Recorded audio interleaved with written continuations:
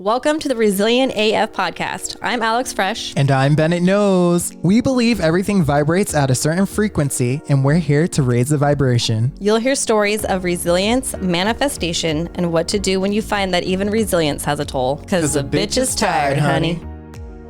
I fucking hate Instagram. Like, it is the worst platform. Like, is it run by a bunch of Karens? Because I don't fucking get it. Like, I have Instagram subscriptions that people pay to see personal stuff that I post for just them. And I can't even post to that because I'm that shadow banned. Wait, I didn't even realize there was a whole subscription part of Instagram. So like people have paid you to go to like this other part of Instagram to get other shit? Like, yeah. You've never seen someone like offer subscriptions? Oh my gosh, it's the little star or something at the head. Oh. Yeah. So I've had subscriptions available for like a year, and I do have people who pay for it. I can't even post to my subscriptions because I'm shadow banned, I believe. I think that's why. Try to post to it. It's not even an option to post to, but I'm getting paid. So then today I'm like looking through my settings and I'm like, what the fuck is going on? And it's like, your subscriptions will be available once you meet the criteria. And I think it's because like 6 months ago, I got this dick pic and I took that dick pic. I posted it to my close friends on my story, and Instagram really didn't like that.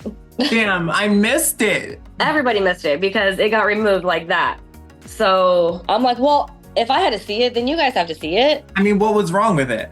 Not another micro pee-pee. It wasn't micro. It wasn't nothing to brag about, but I'm just like, dude, I've never spoken to you. I don't want a picture of your dick. Even if we do speak, I probably still don't want a picture of your dick. I'm not a dude. I'm not a visual being like you.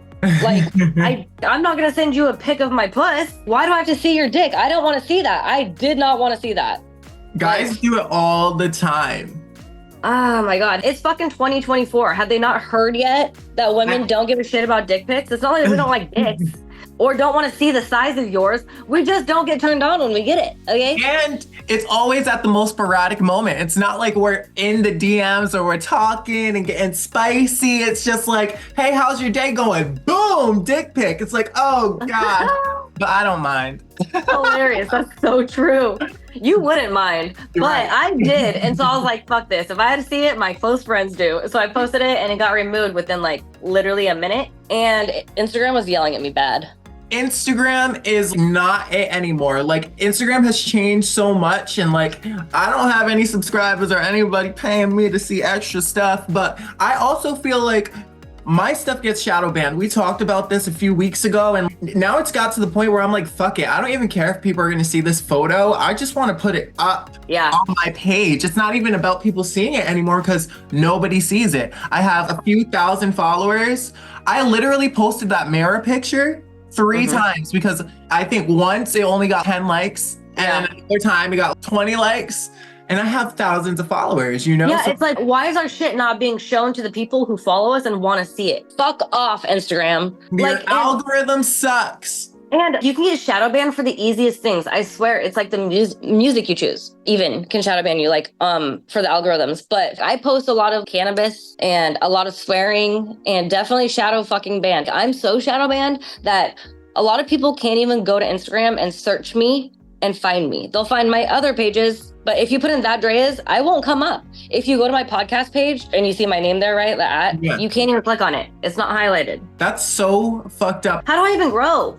I can't grow. Well, you have to meet the criteria first, whatever the fuck that means. The criteria? I don't even know what it is. It doesn't say. I know. I thought it was the criteria was just posting pictures. Jesus fucking Christ, Instagram. Like, you're not that cool. Okay, let's just hop over to TikTok now. God damn. I can't TikTok, but we might have to. I know. That's what I'm saying. I can't either, but I'm trying.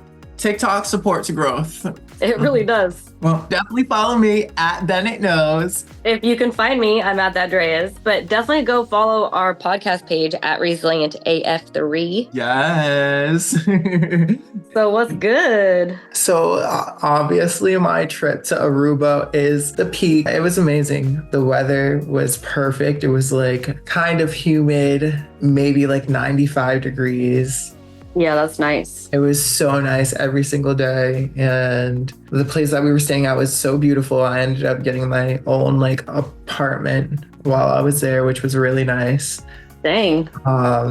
The food was amazing. Like everything was so good. Going to the supermarket, like shopping there was insane because it was just so much better quality food, but so much different food. So we ate well, and the beaches were amazing. Like it was just an amazing trip through and through. Everything we did was great. Definitely the refresher that I needed. Some of my favorite parts were last week you talk about the cenote, right? And like we did these UTV drives through Aruba, which was so much fun, and at every stop we were able to like grab a drink. That's it was super fun. really fun.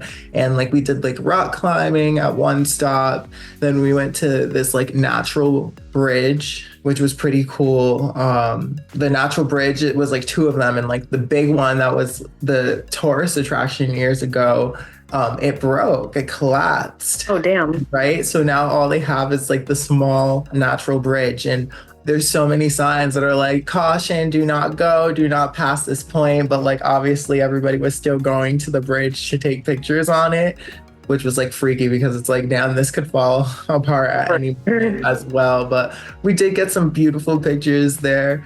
My favorite stop was the cenote. We got to this cave and we were able to go cliff jumping into the cenote. And it was so beautiful. It was amazing. Like, first of all, the water in Aruba is like beautiful, clear and warm, but in the cenote, it's just like clearer and warmer, and it was just so nice. Best part of that tour, we also went to like a lighthouse, to one of our favorite beaches. Like it was a vibe. I love that. You definitely needed it. I feel like it's been a while since you went and chilled on a beach like that. Absolutely. Then there was another beach with flamingos. So we were able to like chill with flamingos. Flamingos are so weird. They were so weird. First of all, I had a few of the chocolates. So they're like, they were like looking alien-like, but. He's talking about mushroom chocolates. Yes, yeah, mushroom chocolates. So we're there chilling on the beach, and these flamingos are like walking around, and they're so freaky. But once we got into the moment, like, and you're able to feed them, they were like the sweetest creatures ever. Like I was chilling with them, and like, oh my gosh, they were so beautiful and so sweet. And yeah, overall, it was just an amazing trip. I needed the sun and the tan. My pit was leaving, obviously. Like I almost cried on the way out of the Airbnb, which was so beautiful. But I went to the supermarket after, like on the way out, to just buy a few things. And I really wanted to grab these chips. They were amazing. Sweet and spicy Chipotle tortilla chips. And like they were gone when I got there. Gone. They never existed. Which speaks on like how their products are fresh and they're like right then and there. They're not on the shelf for a long time. How like everything is like swapped out because somebody else was looking for juice that they really wanted to bring home and it was gone. So that almost broke my heart 10 times more, because it was like, first we're leaving and then I can't bring the chips with me. They were the best chips I've ever had in my life. You could probably order them. Yeah, so I'll have to go and order them online. But yeah, that was my pit. Okay. It was a great week. Well, next trip, we're doing it together. Yes, where are we going? I don't know. We should do something like end of summer. Mexico? Let me look. Okay. But also the end of summer is the 1 year of our podcast, which I want to throw a party for. Ooh. We got to start talking about that. Let's do it. We need to celebrate. It's been an amazing year. So that would top everything off. Because all our amazing listeners, thank you. Yeah, and to have everyone come through and all the special guests thus far that joined us, that would be awesome. Yeah, it would. Okay, so my peak and pit is, well, I'm still not feeling 100% from when I got back from Mexico last week, and it sucks. Like, it was weird. Like, I passed whatever virus or bug that I had within like less than 24 hours, but then since then it's been just really low energy, and I'm at like 75%. So I don't know what the hell's going on. It's been like a week and a half. So that sucks, and it's just like really hard to get motivated. My peak is still going through a lot of healing, and you know, it's a continuous process. And this week I've been working on something. It's basically like part of my healing I feel like I need to do is take a bunch of these like letters that were written to me by an ex and put them together, kind of like a slam book. It's going to be called Good Morning Blank because I have thousands of letters that start with good morning and then different words after that. So it's just part of my healing. So I'm excited to be working on it because it's something that I've been thinking about for a long time. And there's other things that I've done through my healing journey that are through a creative process, but this is something that I couldn't get off my mind. So I started it, and it's definitely interesting because reading back some of these letters are insane. Like, it's not to like reminisce. It's not to like, I miss this person. It's actually quite the opposite because the letters aren't real. Like the letter, that person isn't real. Like they're not, it's just the reality wasn't my reality. Mm-hmm. I can't find out. So ultimately, I feel like this is a really good thing in my healing journey because I don't have anything else that I feel like I need to do creative wise that's been on my mind like this. If there's other things that come up, I do it really quickly. It'd be like a video or something. And this is going to take a while because there's so many, but it's pretty wild. It obviously is sad and just wild to read the words. Yeah, like really emotional. Yeah, it's needed though. So it's a good thing. It's my peak. So it's like redefining that moment in your life. Yeah. So it's something that is so interesting and that I think people would find so interesting also that I might even publish it. Oh. Yeah, it's going to be good. It's not going to be like a book that I wrote necessarily. It'll explain what it is. And then it's just going to be pages of like, you'll be able to read what he wrote.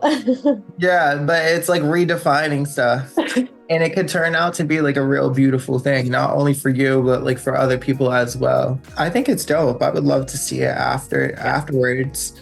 Yeah. All right. It's time for Ask Alex. Yes. All right. So this week's question is, what's the most toxic thing that you've done or been responsible for in a relationship? And are you still that toxic? I'm dying. You didn't even get through the question and I already know what I'm going to say. Dying. So I feel like, at some point or another, unless you had no trauma growing up, you're going to have some bad reactions in relationships here and there when you're younger. And I was 20 when this happened. I was in a old Mercedes and I was in the passenger seat.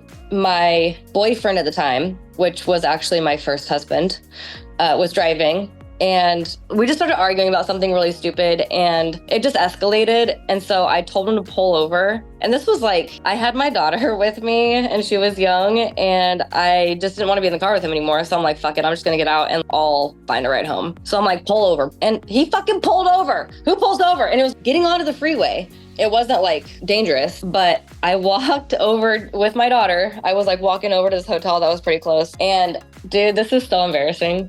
I would never in a million years, like, I can't even believe I did it. But so You're having such a hard time through this. You were 20. So I get out and I'm walking and I'm like, I want nothing to do with him right now. I can't even believe that he pulled over and let me get out, to be honest. But I started walking back up and then he follows me. Not in his car. He starts following me on his feet and I'm like, my dumbass. I'm so embarrassed. I turn around and see him coming and I'm like, oh, hell no. Fuck this guy. I'm like, hi. And he turns around and walks the other way. Because I didn't want him following me. So then I like wait, I chill. This was seriously 17 years ago. There's no Uber, there's no Lyft. I'm broke. I don't know what to do. I just didn't want to be in the car with him and I really fucking didn't know what to do. So he comes back around like 30 minutes later and I'm just chilling around this area. And we start talking again because that's what we, couples do. And he talks me back into going back to the car. So, but I'm still pissed, okay? Still pissed. This part I didn't mean to do on purpose, but I get in the car and my feet are like up on the dashboard and we're still arguing and I was like kicking the dash and my foot slipped and it fucking hit the windshield and cracked the fucker. It shattered it. Oh my gosh. Wait, there's more and there's more. Firecracker. That was the worst thing that I've ever done. Oh my gosh. But I didn't mean to do that. Like I was on the dashboard like blah, blah, blah, blah, blah. And then my shoes were wet because it was raining and it just slipped up and it was an older Mercedes. And so the windshield isn't going to be thick and, like it is today. Cause I swear, I'm like, how the fuck did my boot, like I was wearing like Uggs. I'm like, how the fuck did that just shatter that one? I mean, it had to have been because it was like such an old car. because I never would have done that. I didn't want to have to pay for a goddamn new windshield. Right. I don't break. Like when I get pissed, I don't break things ever. And I broke the windshield. I paid for it the next day. It wasn't even our car. Oh my goodness. Dude, that was so embarrassing. Like, I wonder how my ex would fucking explain that story, but that's what happened. But like, and then she jumps out the fucking car and starts screaming, help. Listen, I've been there before. I've been in the same exact situation where I was riding around Juanita. Honestly, I'm like, you know what? I'm getting out of the car now. And literally he let me out the car and he left me. I had to walk all the way over to, you know, the waterfront where I lived, which is on the other side of the curtain. Yarrow Point? Yes. That would have taken hours. Holy fuck. It did. Damn. I know. So us hopping out of the car. Jumping out of the car thing is not it. Don't do it anymore. No. You're not that toxic anymore. You know how to handle our emotions. Yes. I mean, I've done so many toxic things in my relationship, but I think that one of the most toxic things that I have done is like kept a toxic relationship going by going back and keep on going back and keep on going back and going back over and over again. And within that, I feel like just making that decision was toxic. It was like continuing a toxic relationship. So I think that's toxic in itself. But within those times, I would like kind of date or see other people. And once my ex came back, I would be like, oh, new people, bye, and like cut them off immediately. No. Yes. Would you ghost them? I wouldn't ghost them. I would just kind of be like, yeah, my ex is back. And yeah, which is super toxic. Yeah. In one of these situations, I had the new guy and the old guy staying in one house at the same time. Wait, do they know? Or did one of them know? The new guy knew. But the old guy didn't. And the old guy did. I told the old guy, like, hey, but I told the old guy, like, exactly what I thought at the time. Hey, we used to mess around, but we're just friends now because you're back. Okay. I think that is the most toxic thing that I ever did is had my old guy and my new guy staying in the same house. Dude, that's kind of gangster though. I know, right? I've actually never went back to an ex. Good for you. I went back to my ex over and over and over again. And I think it just goes back to like what you said, like trauma. And I heard a really good quote recently. It was like, if you were not served love on a silver spoon, you'll lick it off of a knife. Inner child wounds and trauma responses and reactions and validation and all of that. You didn't know. Yeah, exactly. And, you know, it took a lot of time and growth and unfortunately repeating the same mistake over and over again to be like, yo, I cannot do this toxic shit anymore. You know, but damn, who would have thought we were so toxic? Well, I don't think I'm toxic really. Like, I mean, I'm not perfect for sure, but I don't like to fight. I'll definitely argue my point, and I am stubborn. I'm Taurus, but I'm not going to call you names. I'm not going to put you down. I'm not going to sit there and scream at you. Like, I just don't do that. Going through a lot of therapy the last couple of years, but thinking about it, like someone in my life, my stepmother, my ex-stepmother, just thinking about what she did to me, I feel like she caused a lot of my trauma. And just like thinking about how my stepmother was, like how she treated me alone, a child. I was thinking about that like this week because I'm like, how do you treat a child the way that she treated me over and over and over? And it would be like, she would snarl. She would look at me, and there was 4 of us girls. She had 2 girls and my dad had 2 girls. And so I had 2 stepsisters. There was 4 of us, and she was the meanest to me. She was nasty to all of us, but definitely not as nasty to the other 3. Like, I got a lot of it, but she would just fucking snarl. Her face would she just hated me. And I remember thinking like, you gotta be like a really evil person to be cruel to a child, like over and over and over. To somebody else's child at that. Exactly. And to like not have any remorse or want to change or say sorry, none of it. Like she just didn't give a shit. And she like was okay with being mean. And I'm like, okay, that's just not me. Like I'm not a mean person. And I'm like so proud of that. I love that I'm not a mean person. There's a lot of mean people in the world. But in relationships, like I'm not gonna be ever putting my partner down. Never. Like I couldn't even imagine saying something to put my partner down. I would never intentionally say something that would put somebody down, but I could see how like my words and like me being blunt and truthful can put you down, but it's absolutely the truth. Yeah, and there is a difference because there are mean people and there are not mean people. I really don't think you're a mean person, but also our triggers and reactions from, trauma, it can get us to a place where is not us normally. And one of my most recent exes, we were together for a while, and it was never any put downs. It was a lot of really good for a lot of years. 2 weeks before he broke up, I asked him a question about something on the schedule, and he goes, well, if you were paying attention, then you would know, dumbass. And it was one of the first times that he called me a name like that, and it was after a long time. And I just looked at him, and he said it in front of my son, and I was really pissed. I didn't say anything because my son was right there, and I just looked at him damn, you just said that. You're so much better than me. Yeah, I mean, I just like to be quiet because I like to let them just think about what the fuck they just said, And then later, this is a petty of me. Later, something was said and I'm like, well, it's probably because I'm a dumbass. But I don't think that's toxic. That's not toxic. Calling me a dumbass is. Definitely. And why would one, even if you weren't paying attention, that doesn't make you a dumbass. It's just I know. Those things were said to hurt you. To put you exactly. down. I can see if it was honestly, you never pay attention. We went over the schedule a bunch of times. Hello, that's true. That's true. But to sit there and be hello, dumbass. Yeah, it was fucked up. I was it hurt my heart because I love this man and I just could not believe what was going on. It wasn't the last time that he called me a name before he broke up. We didn't break up long after that, but I just couldn't believe what was going on. I'm this is fucking nuts. But that's not me in relationships. I guess I can for sure I can argue and I won't let it go. I'm not just going to cave because I don't want to argue. I usually will argue a lot if I don't feel heard. I will continue arguing, air quotes, or trying to get my point across until I feel heard. Same here. It must be the Scorpio rising. Scorpio rising, yep. Yeah, because I am the same exact way. If I'm not heard, I will repeat and go over and the same thing until I am heard. Yep. And I think that maybe that's a lot of it too. Just feeling I'm not being heard or I wasn't heard when I was younger, Exactly. We suffer from those same ones for sure. Well, damn, that was a good one. That was a good one. Yes, thank you for that question. If you guys have a question that you want us to answer, hit us up on Instagram at ResilientAF3. And if it's juicy enough, like that one, we'll talk about it. Yes, that was a good one. Yes. Right. All right, so the next thing that I want to talk about, because I think it's fucking crazy, is did he do it or did he not? Of course he fucking did it. Yes, he did do it.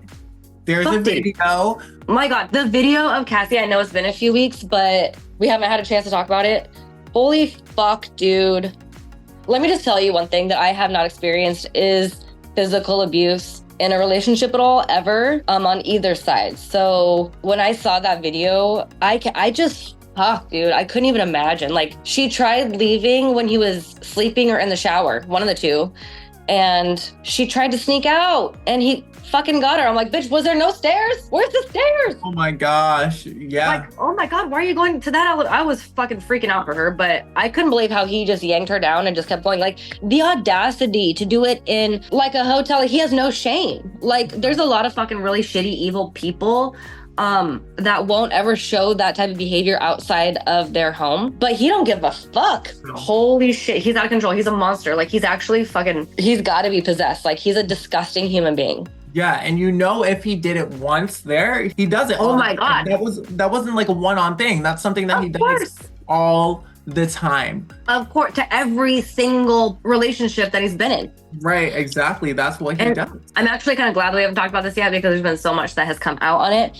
Have you seen all the fucking people who have their stories and they're just here you go. I saw him fuck this guy. I saw him fuck that guy. I'm what? I wonder what Diddy's thinking. I'm dying. Right, they had the producer that came out and did the lawsuit. It's been a while since we talked about this because we literally talked about it the day that the article hit the web, and we were we're proud of Cassie for standing on it. And then the next day after we recorded, she took the settlement.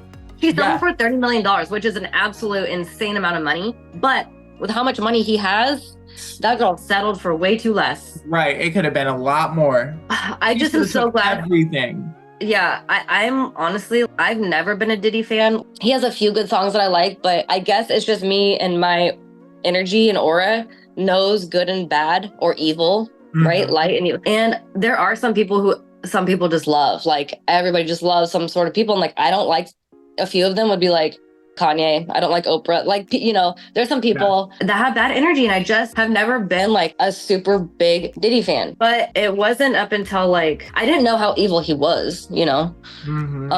But fuck, he's going through it right now, and it makes me mad that he's not going to jail. I don't care how much. I don't care how much money you have. Money should not buy you out of shit. Like you fucking ruined so many people's lives, and because now they're suffering. All of the artists he's fucked over. Like there's so much stuff. They think he killed Biggie and like set it up and like all of that shit. Yeah. No, he's fucking evil from the beginning. The people that he started a company with, there was like 3 other people, I think it was. 3 other people that he started the company with. 2 are dead. The 3rd almost died from health problems. Yeah, supposedly. And then his wife. Yeah, his wife died because she was coming out with a tell-all. He needs to be held accountable, and I think it's absolute fucking bullshit that he's getting out of it because he has money. Do you think it's enough for his career and his image to be destroyed, or like no, he has to go to jail? No, I actually heard a conspiracy about why this is actually going to be better for him and his income, because he's going to start a church or if you go to a Diddy church, you're going to hell. Yeah, and so you know how like a lot of pastors, they don't have taxes and they make a lot of money. I'll have to go find it, but they were speaking about like how someone is going to take him in, and there's going to be a lot of people who are still fans of him that are going to follow him, and he's going to make a lot of money still. Wild. He should be in jail. I've had conversations with friends, and they're all like, yeah, but like Cassie knew what she was doing, or these people know what they're doing. They're, you know, involving themselves with Diddy. And, you know, sometimes they accept it, sometimes they don't accept it, but it's like that power exchange. Yeah. You know? And I think that, like, and it goes back to like the Me Too movement, where everybody was like, who cares? Like, these girls knew what they were doing when they went to go see him to get the role. But it's important to know when that people have power and they use it over people, that is not okay. That is not okay. And it's even not. If people go into it willingly, it's not okay. And a lot of women or whoever will go into it not knowing how bad it really is. And then they feel stuck because they're scared to leave. And that's genuine. If people don't understand that that is a thing, then you're lucky because you haven't experienced that. Even on Quiet on Set, Drake from Drake and Josh. He's a huge star. And he was one of the biggest ones to come forward and talk about his experience. And for him to do that says a lot about his character, because he wants people to know. A lot of people won't talk about it because they're still too scared, and it's so fucking sad. But Drake kept going back. Drake kept going back to the dude's house because fucking hated it. It was like he was not doing well at all, emotionally and psychologically, but he kept going back. And that's a man. Right? And females have a lot less power. So that right there, that example right there, Drake from Drake and Josh, like, yeah, he still want to continue to be rich and famous, I'm sure, but he also spoke about how he was scared to leave. Yeah, and there's like levels of shame, confusion, you know, and then because of that power dynamic, it's like, oh my gosh, if I say something, if I step up, you know, my life is ruined. Like this person has literally given me everything so they could take everything away, you know, and that's what that power dynamic does. It like puts you in places that you can't really navigate. They'll blackmail you. Yeah. That's what is happening to Diddy. And it's crazy because there's already Netflix documentaries and everything. Yeah, I can't wait to see it. But remember how he just came out like after the whole Cassie thing, and he was like saying how he was innocent. Do you remember this? I remember there's a few, he just puts out a bunch of bullshit statements. Which I think his apology one was bullshit. I think it was bullshit too. I think at this point, like he's just gonna try to save his image and get ahead of everything. But like, how the fuck could you do so? He didn't even apologize to Cassie on it. Fuck him. It was like he apologized to everybody else because he only cares what other people think. He doesn't care about what he did to Cassie. Yeah. This is the statement, actually. I have it. Okay. Enough. This is from Diddy. This is what he said before all this came out. This was after Cassie, but before the video came out. This was like a couple months ago. Enough is enough. For the last couple weeks, I have sat silently and watched people try to assassinate my character, destroy my reputation and my legacy. Sickening allegations have been made against me by individuals looking for a quick payday. Let me be absolutely clear. I did not do any of the awful things being alleged. I will fight for my name, my family, and for the truth. Sean Diddy Combs. And then what do you know? Video comes out. I don't care how many times you got to change your name. Diddy, Puff, P. Diddy, Daddy, whatever the fuck you want to call yourself. Diddy Love. Motherfucker. Sugar comb, puffy comb. I think that he deserves to be in prison for the rest of his life. I wish him well. In hell. For real though, that's where he's going. All right. If you want to be a guest on the podcast and tell us your resilient story or a time in your life that you went through where you overcame it and you're in a better spot, hit us up at resilientaf3@gmail.com. We want to hear your story. Don't tell us the entire thing. Just give me like a few Pointers. a few points about your story, about what it's going to be about. And that's all I need, really. Or on Instagram at resilientaf3. Yes. Hit the DMs. Hit us up. You can also follow us individually. I'm at that Dreas. I'm at Bennett Knows. And we hope you have an amazing week. Bye.